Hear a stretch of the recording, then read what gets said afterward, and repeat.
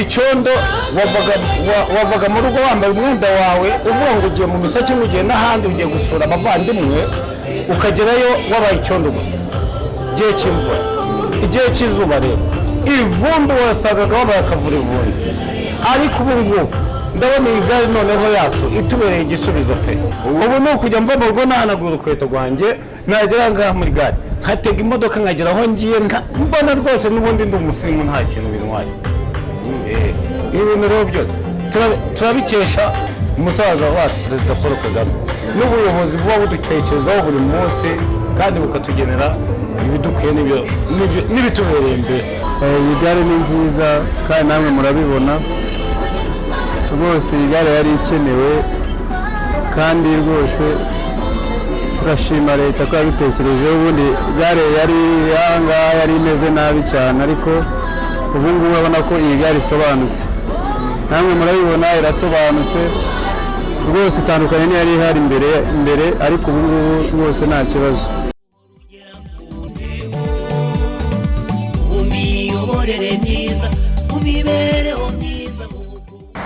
Nyakubahwa Minisita, turashimira cyane Nyakubahwa Perezida wa Repubulika Paul Kagame kuko imvugo ye ariyo ngiro. Turamushimira ku bikorwa remezo akomeje guha abaturage bo mu karere ka Ngoma, birimo stade nziza iri hafi aho ngaho ikikije igare dutaha uyu munsi. Turashimira kandi Nyakubahwa Perezida wa Repubulika kuri hoteli nziza y'akarere ka Ngoma Ristigate ifasha abaturage b'akarere ndetse n'abashyitsi muri rusange kubona aho biyakirira heza kandi hagezweho. Imihanda myiza y'ibirometero 11 n'ibice 5 hano mu mujyi wa Ngoma ndetse n'umuhanda munini uzaduhuza n'akarere ka Bugesera ndetse n'intara y'Amajyepfo ukaba uri gukorwa. Nyakubahwa Minisitiri w'Ubutegetsi bw'Igihugu mukaba n'umushyitsi mukuru, ndongera kandi kugaragariza abari hano ko iki gikorwa remezo twatashye uyu munsi kiri no mu mihigo y'akarere y'umwaka turi gusoza, tukaba twarabifashijwemo n'umufatanyabikorwa wacu. Mu gusoza iri jambo nagira ngo nongere mbashimire kuri uyu mwanya mwatugeneye wo kuza kwifatanya natwe ndetse no gutaha inyubako ku mugaragaro. Murakoze cyane. Uko bigaragara mu gihe kitari kinini Ngoma irahindutse cyane, yewe ndabivuga nk'uwayibayemo. Ngoma twayibayemo nta muhanda n'umwe ugira kaburimbo uretse uyu nguyu ukomeza. Ngoma twayibayemo nk'uko tubiri muri iki gikorwa nta hantu na hamwe imodoka ihagarara, ariko umuhanda uyu munsi ndashimira Imana cyane nk'umuntu wabaye muri aka karere ka Ngoma hatangirira ubuzima, Imana ikampa umugisha nkazamuka. Uyu munsi nkaba nongeye kugaruka Ngoma masanga garisa gutya, n'ukuri n'umugisha w'Imana. Abaturage ba Ngoma na mahirwe, icyo nasaba abaturage ba Ngoma ndetse natwe twese tuhashora imari ni ugufatanya n'akarere gukomereza ahangaha kuko intangiriro yabonetse, igisigaye ni ukuzakomeza.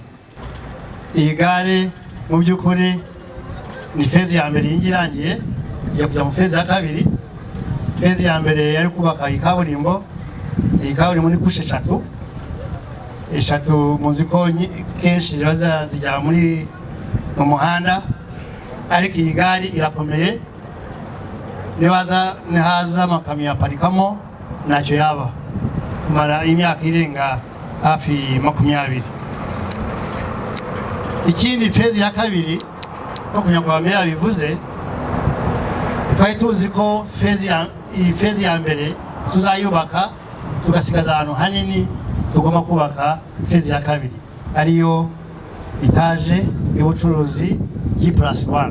Dufite ibyishimo byo kwakira igikorwa remezo nk'iki giki, ukaba ari n'umwanya wo gushimira by'umwihariko ubufatanye leta yacu, leta iyobowe na Nyakubahwa Perezida Paul Kagame ifitanye n'abikorera. Ndagira ngo mumfashe tumushimire.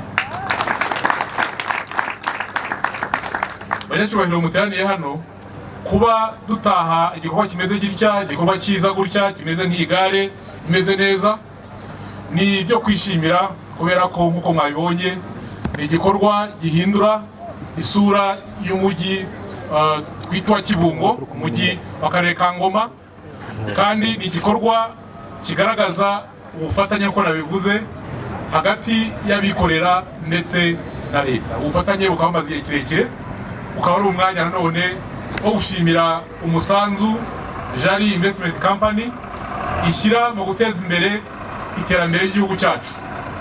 Igikorwa nk'iki uretse kuba gihindura isura y'uyu mujyi, ariko nanone ni igikorwa kizana iterambere kuko kirazana isuku hano mu mujyi, kirazana ishoramari aha mu mujyi kuko gitanga aho abantu bakorera, kiratanga akazi ku baturage bahakorera, kandi kigira n'uruhare mu kunoza umutekano muri uyu mujyi kuko nk'uko mubizi iyo abantu bategera imodoka ahantu udasobanutse hari ibikorwa byinshi bihungabanya umutekano bijyana nabyo, harimo ubujura, harimo abantu kumva badatekanye, ku buryo ni igikorwa cyo kwishimira. Dushimira abantu bose bagize uruhare kugira ngo iyi gare igende neza.